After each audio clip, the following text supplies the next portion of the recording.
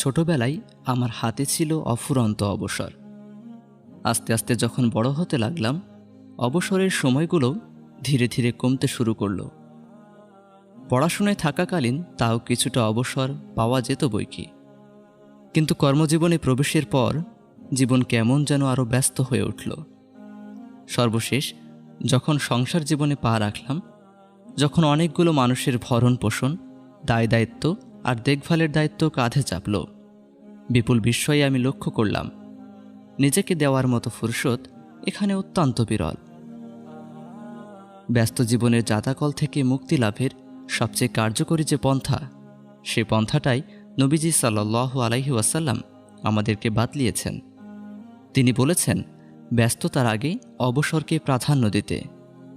যে ছেলেটা আজ মাধ্যমিক সমাপ্ত করেছে, ফলাফল প্রকাশের আগে তার হাতে কম হলেও মাস তিনেক অবসর সময় থাকে। এই সময়টাকে সে নানানভাবে কাটাতে পারে। সারাদিন খেলাধুলা, আড্ডাবাজি আর ঘোরাঘুরি করে, ফোনে গেমস খেলে, সোশ্যাল মিডিয়ায় মজে থেকে, আবার ভালো কলেজে ভর্তির প্রস্তুতি কিংবা ভালো ক্যারিয়ারের জন্য স্কিল ডেভেলপমেন্টেও সে সময়টা ব্যয় করতে পারে।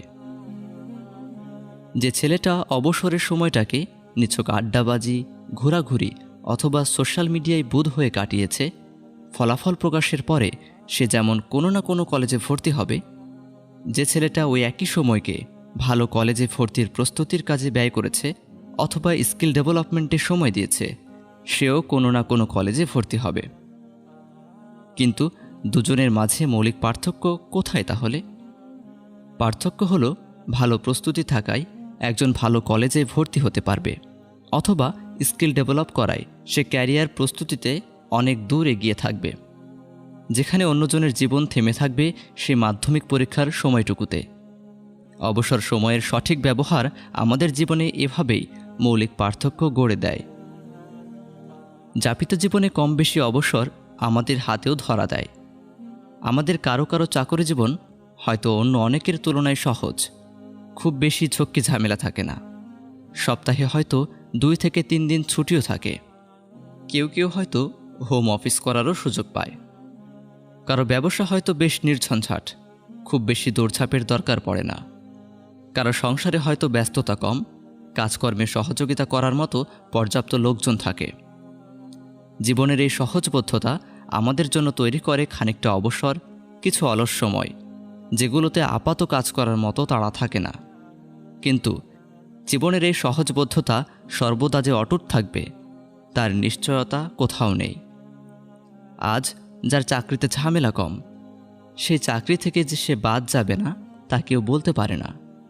যার ব্যবসায় দরকার পড়ে না খুব বেশি দৌড়ঝাঁপ, হঠাৎ করে যে তার ব্যবসা ক্ষতির মুখে পড়ে যাবে না এবং ব্যবসাটাকে নিয়ে তাকে যে অসম্ভব ব্যস্ত হয়ে পড়তে হবে না, তারও গ্যারেন্টি কি? যার সংসারে কাজকর্ম কম কিংবা যার ঘরে সহযোগী লোকের পর্যাপ্ততা বিদ্যমান, এমন সময় কি আসতে পারে না যখন তাকে সামলাতে হতে পারে গোটা সংসারের সবকিছুই ঘটতে পারে এবং এসবের কোনোটাই অস্বাভাবিক নয়। তবে যারা বিচক্ষণ এবং বুদ্ধিমান, তারা জীবনের এমন পর্যায়গুলোর জন্য প্রস্তুতি রাখে এবং অনিশ্চিত ভবিষ্যৎকে ভেবে কাজ করে যায়। যে লোকের আছে সহজ চাকরি, সে যদি তার অবসরের সময়গুলোতে বাড়তি কোনো কাজ শিখে রাখে বা নিজের স্কিলটাকে যদি আরও বাড়িয়ে নেয়, যার ব্যবসায়ে তেমন দৌড়ঝাঁপের দরকার পড়ে না, সে যদি হাতে থাকা বাড়তি সময়গুলো যেনতেনভাবে পার না করে আলাদা কোনো স্টার্ট আপ বিজনেস বা নিজের ব্যবসাটাকেই আরও সম্প্রসারণের কাজে মনোযোগী হয়, যার সংসারে ব্যস্ততা কম, সে যদি নিজের অবসরের সময়গুলোতে শিখে রাখতে পারে জরুরি কোনো বিষয়, তাহলে ব্যস্ততা ভর করার দিনগুলোতে এসে যখন সে পেছনে তাকাবে, তার মনে হবে জীবনের সময়গুলো অপচয় হয়নি, ভালো কাজে ব্যয় হয়েছে। এই পূর্ণতাবোধ, এই আত্মতুষ্টি তাকে এনে দেবে সত্যিকার এক জীবনের স্বাদ। ব্যস্ত জীবনে প্রবেশ করার পরে আমাদের এমন অনেক কিছুই করতে বা শিখতে ইচ্ছে করবে, যা করার পর্যাপ্ত সময় জীবনে আর কখনোই পাওয়া যাবে না। তখন আমরা আফসোস করে বলবো, ইস, যদি জীবনের অমুক সময়গুলো এভাবে অপচয় না করে এই কাজগুলো করতাম বা এই জিনিসগুলো শিখতাম, তাহলে কতই না উপকার হতো। ঠিক একই কথা আমল ইবাদতের বেলাতেও। আমাদের জীবনে যখন পর্যাপ্ত অবসর থাকে তখন সুযোগ থাকে আল্লাহ সুবহানাহু ওয়া তাআলার বেশি বেশি ইবাদত বন্দেগী করার। প্রতিদিন অনেক বেশি কুরআন তিলাওয়াত, জিকির আজকার, প্রতিদিন অনেক বেশি নফল ইবাদত, মাসের মধ্যে অনেক বেশি নফল সিয়াম রাখা ইত্যাদি।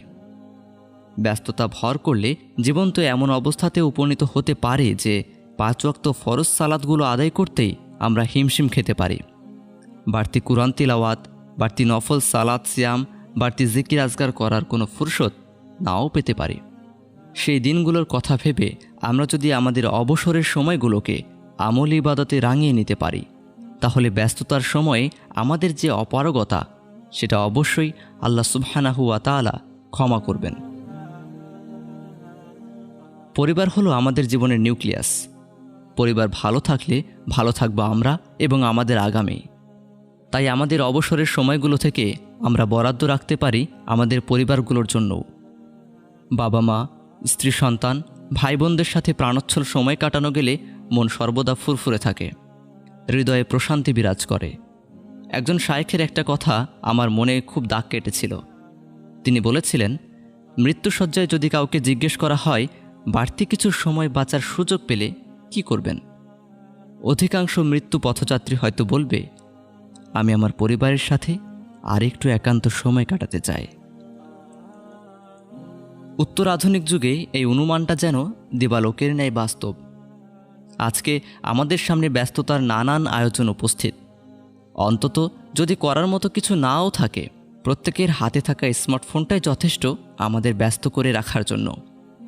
সোশ্যাল মিডিয়ায় আমরা এত ব্যস্ত সময় পার করি যে ঘরে এলে বাবা মার সাথে, স্ত্রী সন্তানদের সাথে যে দিল খুলে কথা বলবো, তাদের মুখে পুরো দিনের ফিরিস্তি শুনবো, সেই ফুরসতটুকু আমরা হারাতে বসেছি। সামাজিক যোগাযোগ মাধ্যম আমাদের এতখানি সামাজিক বানিয়ে ফেলেছে যে একই ছাদের নিচে বাস করার পরেও আজকাল আমাদের সাথে পরিবারের লোকেদের নাম কাওয়াস্তে কথাবার্তা ব্যতীত কোনো আলাপ কিংবা আড্ডা জমে ওঠে না। আমাদের সবার মাঝে অদৃশ্য একটা তাড়া সোশ্যাল মিডিয়ায় সাড়া দেওয়ার। পরিবারের লোকেদের যদি আমরা পর্যাপ্ত সময় না দিই তাহলে আস্তে আস্তে ক্ষয় হতে থাকবে আমাদের সম্পর্কের ভিত, দুর্বল হতে থাকবে আমাদের বন্ধন। উত্তর আধুনিক সময়ের ব্যস্ততার এই ডামাডোলে স্রোতে গা ভাসালে আমাদের চলবে না। আমাদেরকে টিকিয়ে রাখতে হবে পরিবার, ইস্পাত দৃঢ় রাখতে হবে সম্পর্কের বন্ধনগুলোকে। আর এসবের মূল শর্ত পর্যাপ্ত সময় দেওয়া। সত্যিকার ব্যস্ততা যখন ঘিরে ধরবে, হাজার ইচ্ছে করলেও আমরা পরিবারের লোকেদের জন্য পর্যাপ্ত সময় বের করতে পারবো না। তাই অবসরের যে সময়টুকু, সেই সময়টুকুর বড় একটা অংশ আমরা বরাদ্দ রাখব আমাদের পরিবারের জন্য। আরিফ আজাদের বই পড়া এখন আরও সহজ সুকুন অ্যাপে।